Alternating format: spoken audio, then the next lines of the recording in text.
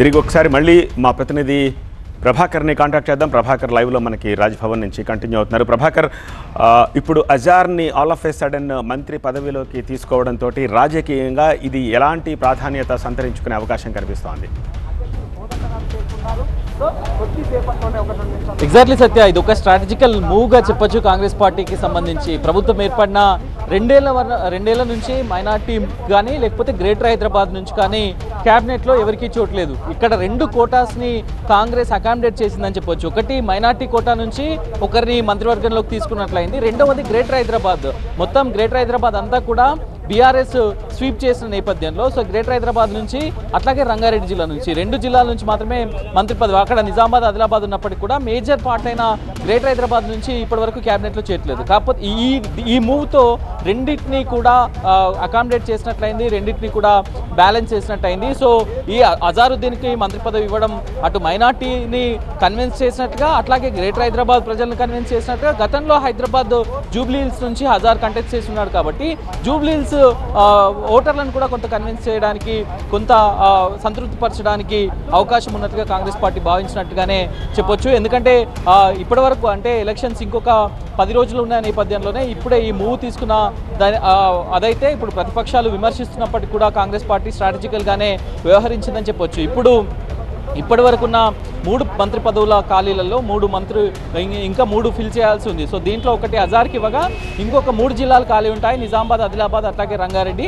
So ఇప్పుడు ఈ రంగారెడ్డి హైదరాబాద్ నుంచి ఫిల్ చేసిన నేపథ్యంలోనే ఇక నిజామాబాద్, ఆదిలాబాద్ పైన నెక్స్ట్ ఫోకస్ చేయొచ్చు. మైనార్టీకి మంత్రి పదవి లేదు అనే కేసీఆర్ గవర్నమెంట్లో గత 10 సంవత్సరాల బీఆర్ఎస్లో 10 సంవత్సరాలు కూడా బీఆర్ఎస్ అవకాశం కల్పించిన నేపథ్యంలో కంపారిజన్ కొంత కాంప్లికేటెడ్గా మారింది. సో దాన్ని బ్యాలెన్స్ చేసిందని చెప్పొచ్చు. ఇప్పుడే సీఎం రాజ్భవన్ చేరుతున్నారు. మరికొద్ది సేపట్లోనే గవర్నర్ జిష్ణుదేవ్ వర్మ అజారుద్దీన్తో ప్రమాణ స్వీకారం చేయించనున్నారు. దాదాపు 300 మందికి పైగా గెస్ట్లు అటెండ్ అయ్యారు. సో మంత్రులు అట్లాగే ఎమ్మెల్యేలు, ఎమ్మెల్సీలు వీళ్ళందరూ కూడా అటెండ్ అయ్యారు. ఇక్కడ నుంచి ఈవినింగ్ మళ్ళీ ఈ రోజే సీఎం షెడ్యూల్ ఉంది. రోడ్ షోలు ఉన్న నేపథ్యంలో ఇది యాడ్ అండ్ అడ్వాంటేజ్ కాబోతున్నట్టుగా కాంగ్రెస్ పార్టీ కనిపిస్తుంది. ఓకే ప్రభాకర్, ఇప్పుడు మంత్రిగా ప్రమాణ స్వీకారం చేస్తున్నారు. పోర్ట్ఫోలియో అనేది ఇవాళ రేపట్లో ప్రకటించే అవకాశం ఉందా? ఏది రావచ్చు అని చెప్పేసి అజార్ తరపు కానీ లేకపోతే కాంగ్రెస్ పార్టీలో కానీ అనుకుంటున్నారు? దానికి సంబంధించి ఏమైనా క్లూ ఉందా?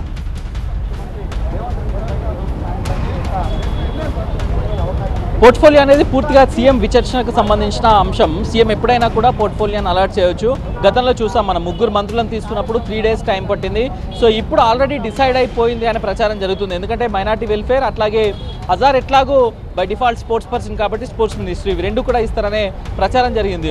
ముందుగా హోమ్ మినిస్ట్రీ ఇస్తారనే ప్రచారం కొంతవరకు జరిగినప్పటికీ కూడా దాని తర్వాత minority welfare and sports ministry ఇస్తారనే ప్రచారం ప్రభుత్వం నుంచి వస్తున్న ప్రచారంలో భాగంగా అయితే తెలుస్తుంది. సో ఈ రెండింటిని ఇచ్చి మైనార్టీలకు మేలు చేసి నిన్న పిసిసి చీఫ్ మహేష్ కుమార్ గౌడ్ కూడా మాట్లాడుతూ మైనార్టీలకు ఇంకొంత మేలు చేయడానికి, ఇంకొంత స్కోప్ లభించడానికి కృషి చేస్తుంటే బీజేపీ అడ్డుపడుతుంది అనే కామెంట్స్లో భాగంగా కొంత 50% వరకు లీక్ ఇచ్చాడు.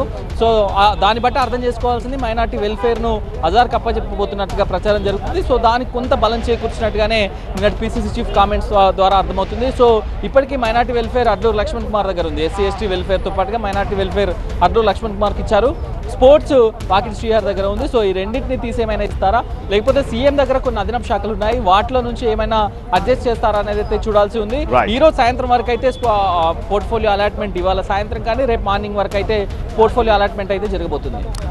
ఆల్రైట్ ప్రభాకర్.